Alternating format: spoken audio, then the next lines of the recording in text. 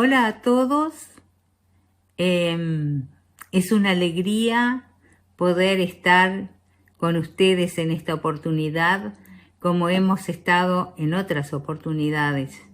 Si bien que me encantaría estar en forma presencial con ustedes, pero a tantos miles de kilómetros de distancia, a veces se pone difícil.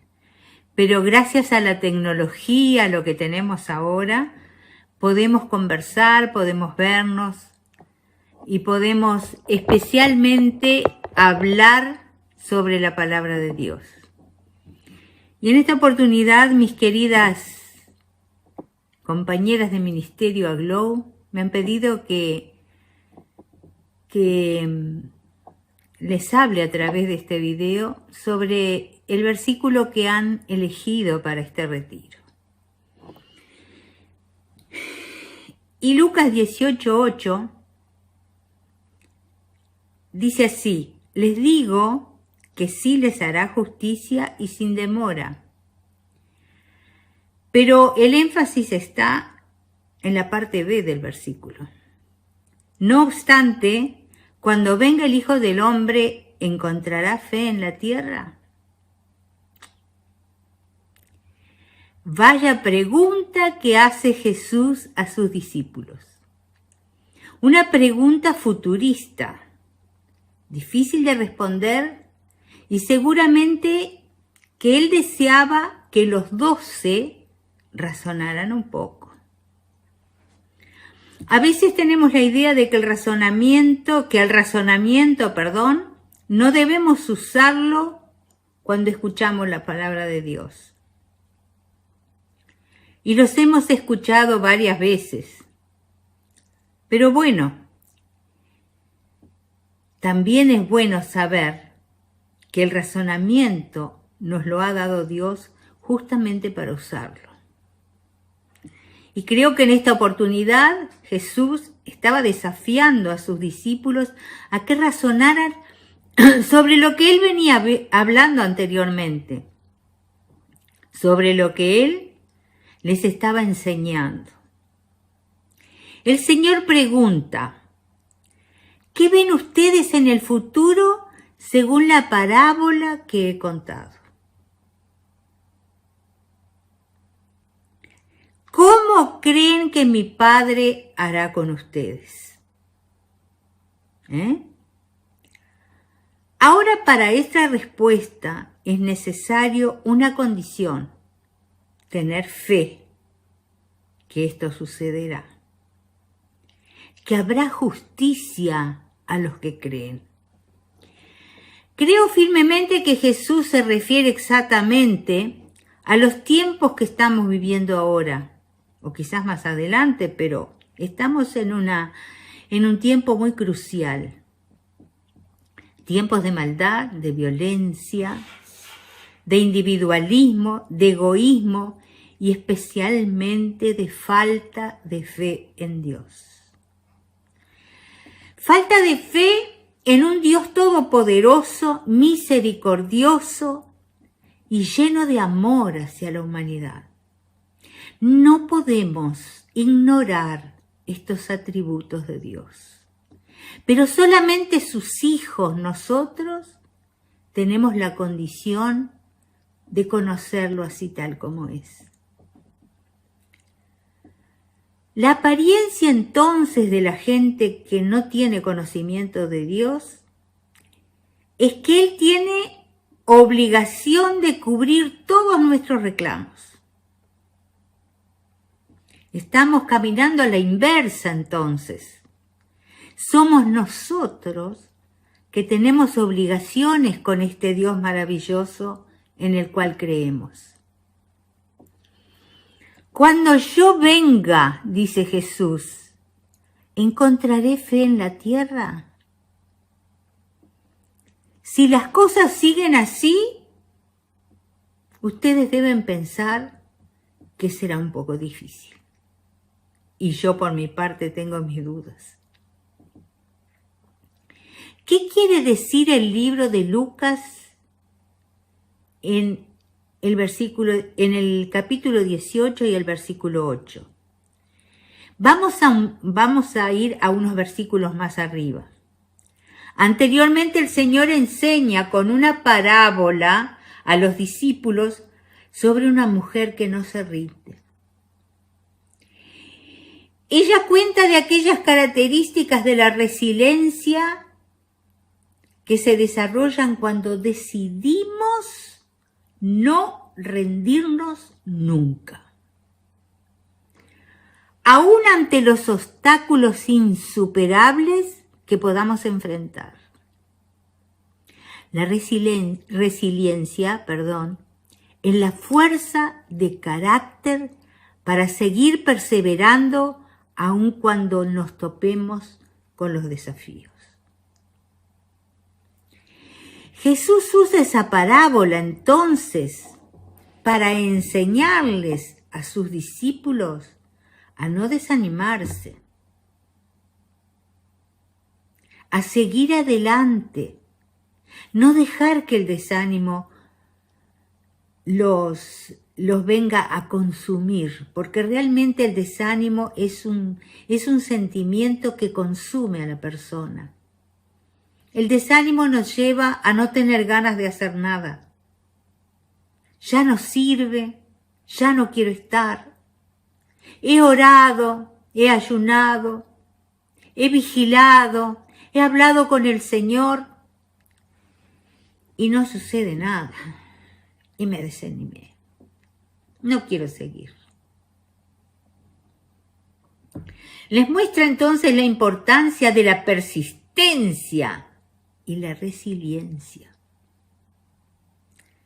Una palabra muy usada ahora.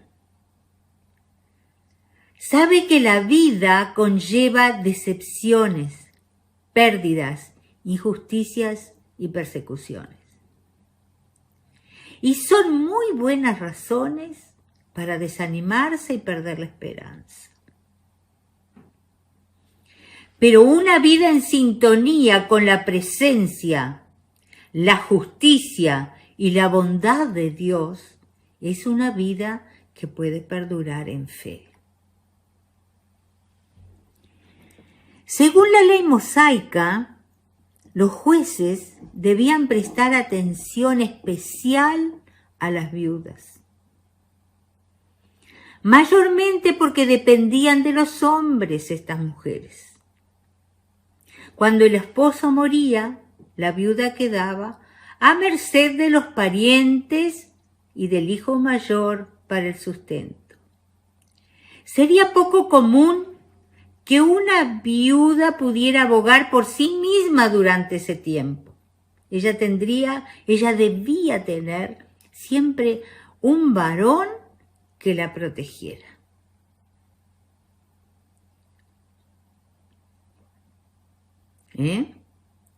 Los hombres eran los que hacían ese tipo de trabajo en nombre de sus familias. Los hombres eran tan responsables por su familia, eran tan responsables por sus mujeres. Y no estoy hablando de mujeres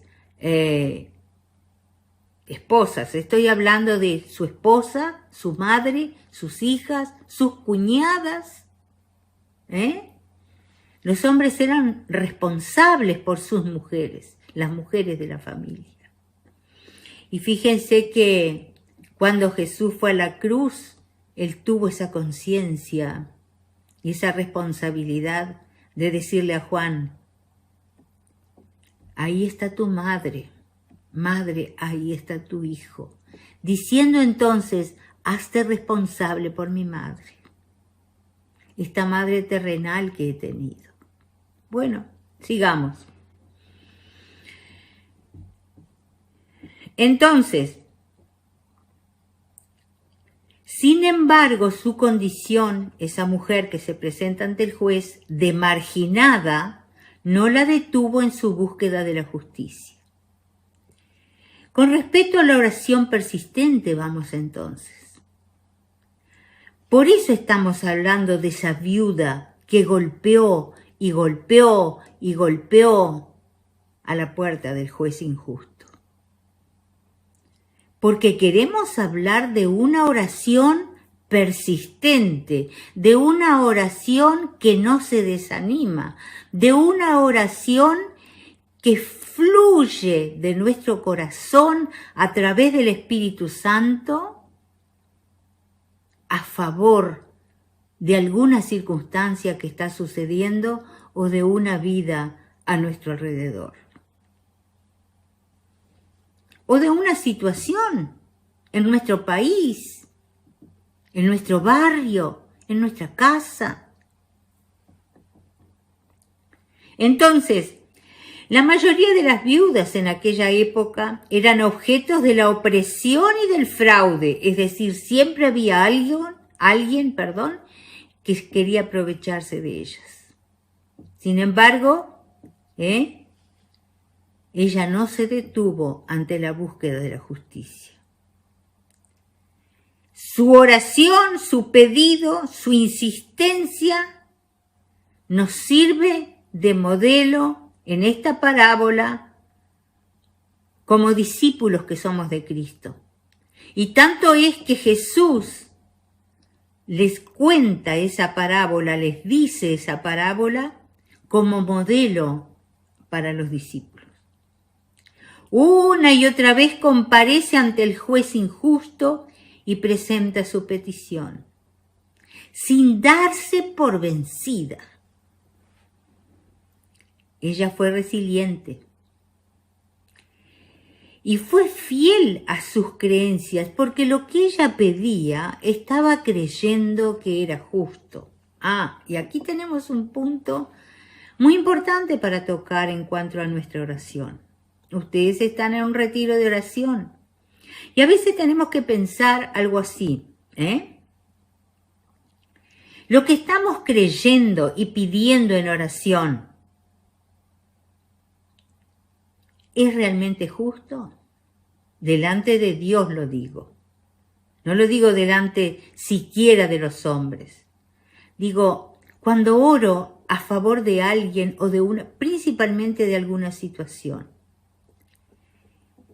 yo estoy segura de que eso es búsqueda de justicia. Estoy segura que lo que estoy pidiendo es justo. Estoy segura que eso va a ser para el bien de las personas que están involucradas en la situación que sea. O simplemente estoy pidiendo porque a mí me parece que está bien. He pedido la dirección del Señor para orar de tal o cual forma. Hemos meditado en qué tipo de oración queremos tener o debemos tener ante una situación adversa. Estaba leyendo hace poquitos días sobre el clamor. Nosotros tenemos una idea equivocada del clamor. Nosotros creemos que clamar es llorar, gritar, no saber siquiera lo que estamos diciendo. Pero el clamor, cuando clamamos, dice que nosotros levantamos la voz.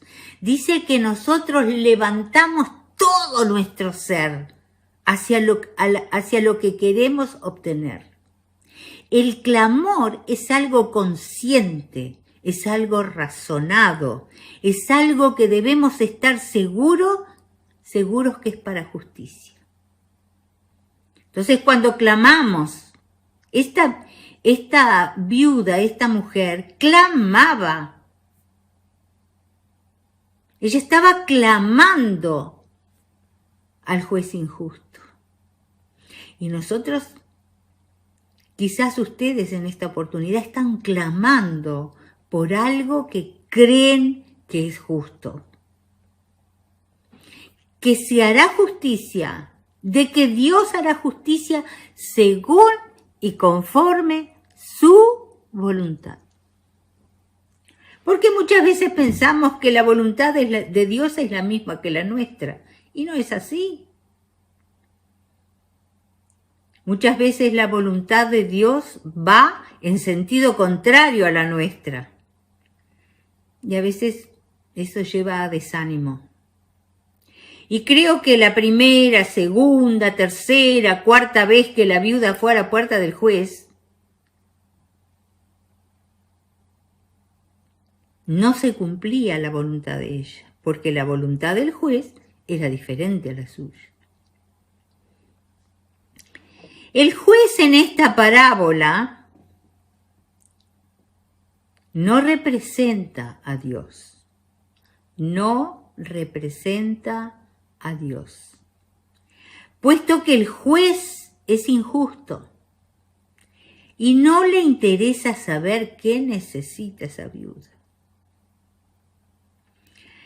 Jesús dijo esta parábola a sus discípulos para ayudarles a entender que si este juez injusto por fin atiende la petición de la mujer y le hace justicia, cuanto más un Dios amoroso y justo contestará las peticiones de sus hijos cuando le piden ayuda. ¿Qué crees tú en este momento? ¿Qué estás pensando en este momento de Dios? ¿Qué conocimiento llegas a tener del Señor para clamar a Él? Para elevar un clamor delante de su presencia con una petición o con muchas peticiones. ¿Qué crees tú que Dios estará haciendo? ¿Crees que no te escuchas? ¿Crees que está demorando demasiado?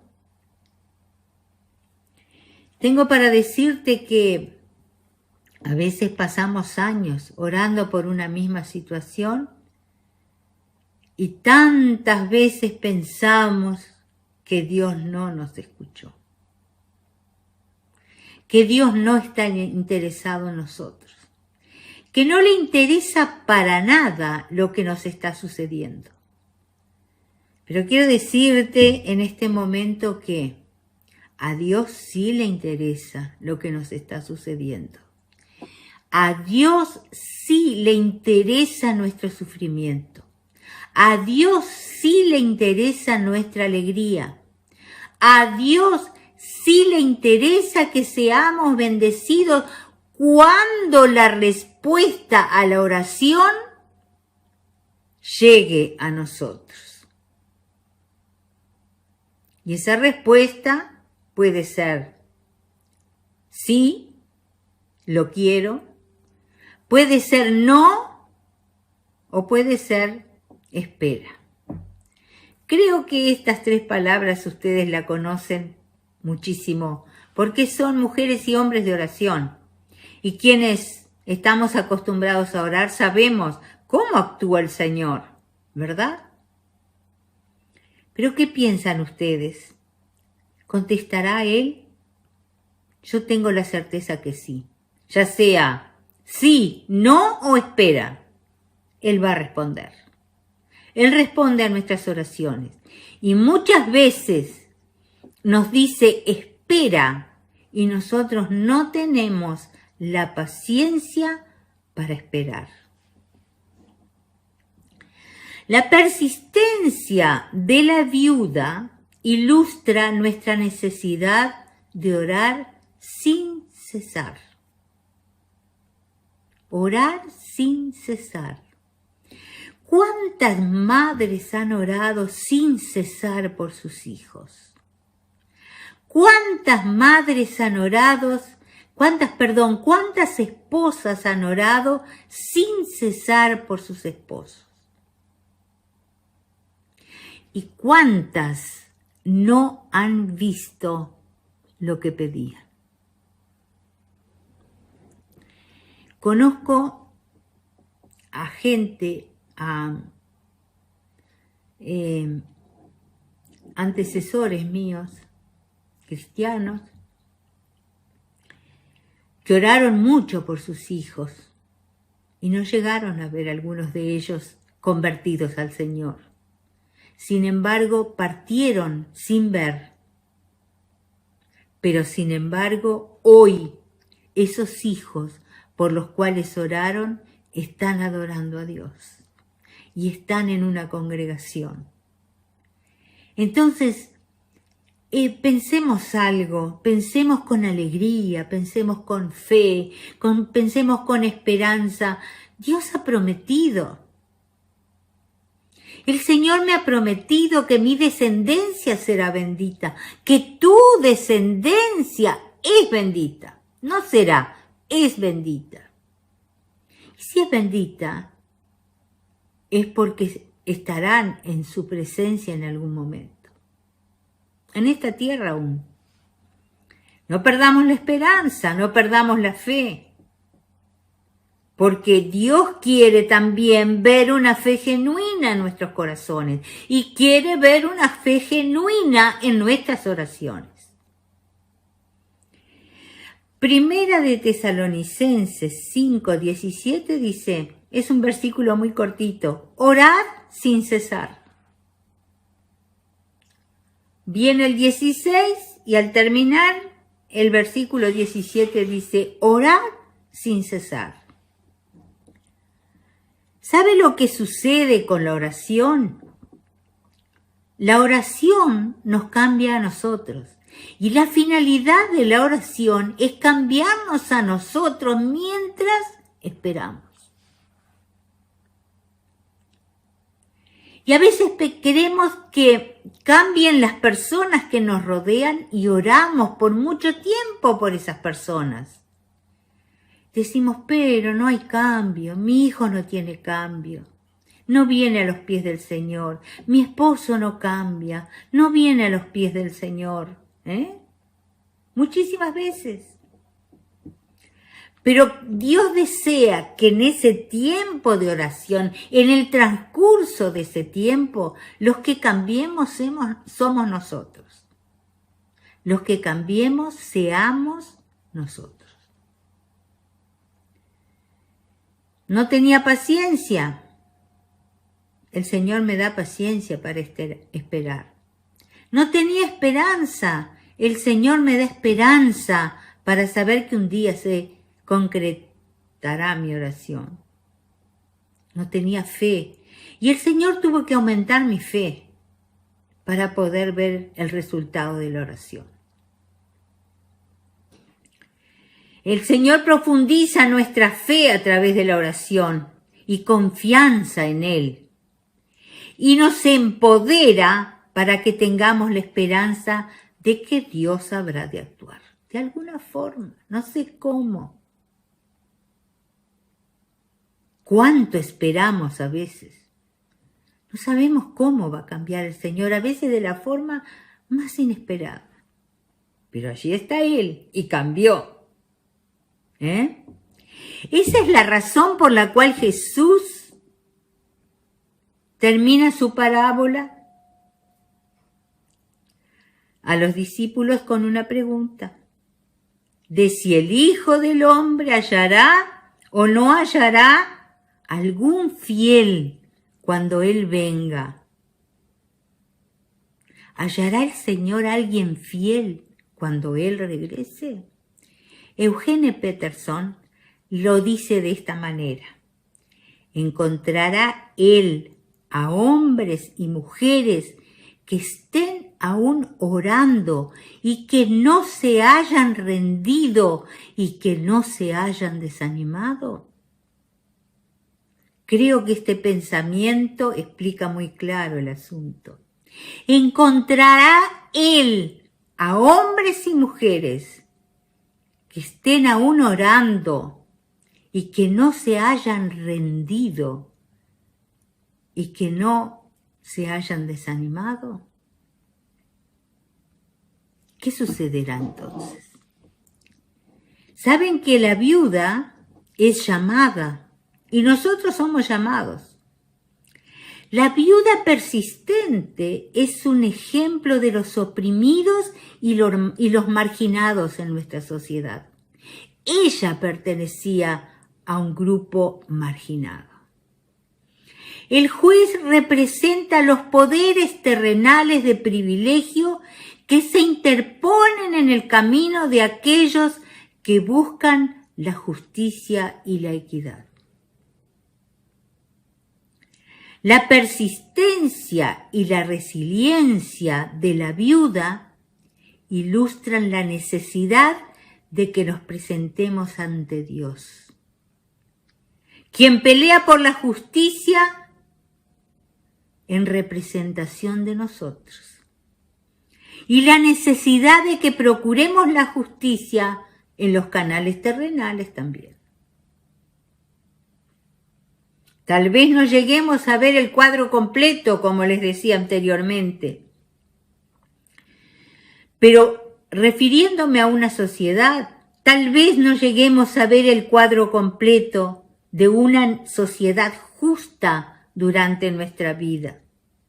Pero podemos seguir orando, buscando, tocando la puerta y pidiendo a Dios que se haga justicia en todas las áreas de nuestra vida.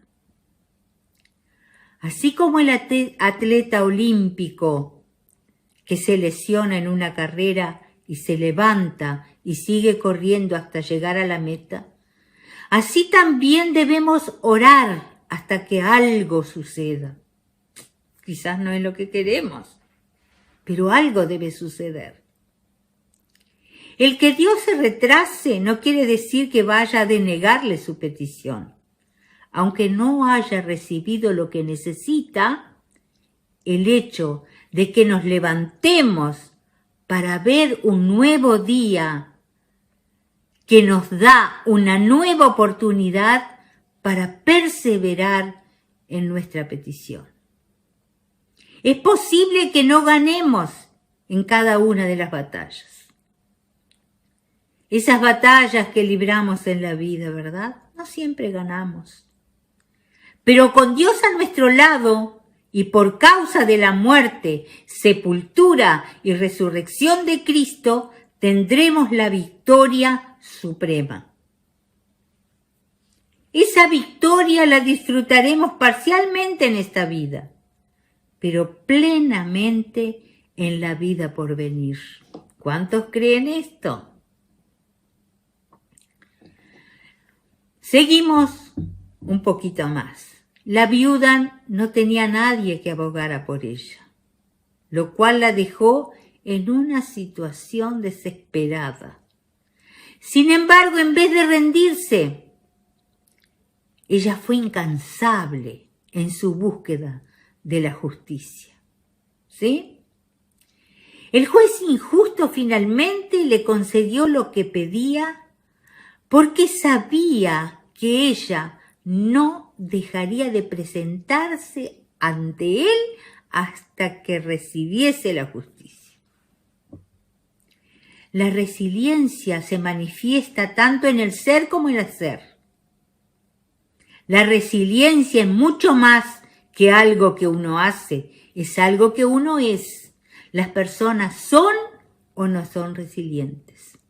Y ustedes en su entorno tendrán personas que caen y se levantan, y caen y se levantan y se vuelven a caer y se vuelven a levantar, personas resilientes. Pero también tenemos a personas a nuestro alrededor que simplemente caen y quedan caídas. Se desanimaron. Les venció el cansancio. Les venció la falta de esperanza.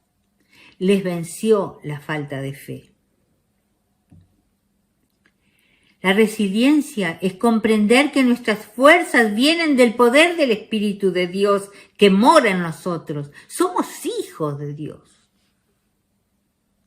Somos comprados con una sangre preciosa derramada allí en la cruz. Con la muerte de un ser santo, somos comprados. Somos hijos de Dios, vuelvo a repetir. Y el Espíritu Santo mora en nosotros. Somos casa de Dios.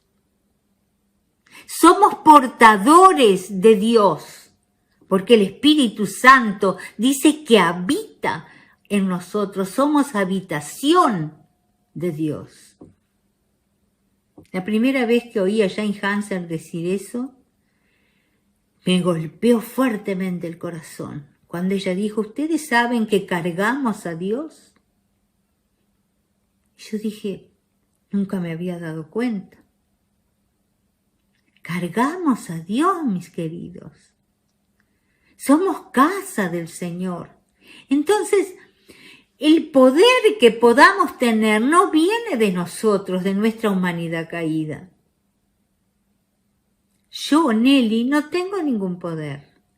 Pero el Espíritu Santo que mora en mí sí, y tiene el poder para levantarme cuantas veces caiga. Y tiene el poder para levantarme cuantas veces me digan no. Él es el núcleo interno de fortaleza desde el cual viene y proviene nuestra acción en el mundo. Al mismo tiempo, una vez que se aprenda a ser resiliente, uno podrá estar sentado en medio de una tormenta y quedarse quieto. ¿Quién nos deja en esa paz? Solamente el Señor, a través de su Espíritu Santo. Ahora quiero hacerte unas breves preguntas para que quedes pensando. La primera, ¿hasta dónde va tu fe? ¿Hasta dónde va tu fe? La segunda, ¿cómo oras al Señor? ¿En un clamor consciente oras al Señor? ¿Estamos totalmente esperanzados que el Señor oye a su pueblo? Es decir, ¿estás seguro de que el Señor te escucha? ¿Creemos realmente que responde de alguna forma a nuestras oraciones? ¿Estás creyendo realmente? Sí, el Señor ha respondido. No como yo quise, pero me respondió. ¿En qué está apoyada nuestra fe, mientras vivimos aquí? ¿En un hombre? ¿Nuestra esperanza y nuestra fe está direccionada a un ser humano que gobierne a la sociedad o a un país? ¿A la denominación a la que pertenezco? Pero yo voy a una iglesia, ¿querés que te diga? Imperfecta. No hay iglesia perfecta. Solo la iglesia de Jesucristo, la iglesia espiritual es perfecta. Pero las congregaciones ninguna es perfecta. Cuando entro yo, entró la imperfección. ¿Mi fe está puesta en el pastor que tengo? ¿O mi fe está puesta en la oración de los hermanos? Conozco personas que dicen, gracias a las oraciones me pasó tal cosa. ¿Cómo? Entonces tengo fe en las oraciones, no tengo fe en el Señor. ¿Quién hizo? ¿Las oraciones hicieron o las hizo el Señor? Busquemos entonces, mis amados, para terminar, la respuesta a nuestras oraciones con la fe y la esperanza que Dios responderá de acuerdo a su preciosa voluntad, que siempre es justa, maravillosa y llena de su gracia. Téngalo por cierto. Llena de su gracia, llena de su misericordia. Misericordia hacia nosotros, pecadores, y seres imperfectos, que no llegamos todavía a la estatura de Cristo, que nos falta caminar, que nos falta conocerlo a Él, que nos falta vivir como Él. Busquemos la respuesta a nuestras oraciones con fe y esperanza. Ese es mi mensaje para ustedes en este tiempo. Quiere el Señor que esta palabra les haya ayudado y les haya bendecido. Oremos un minuto, ¿sí? Señor, te damos gracias. Gracias por este tiempo que tuvimos delante de tu presencia.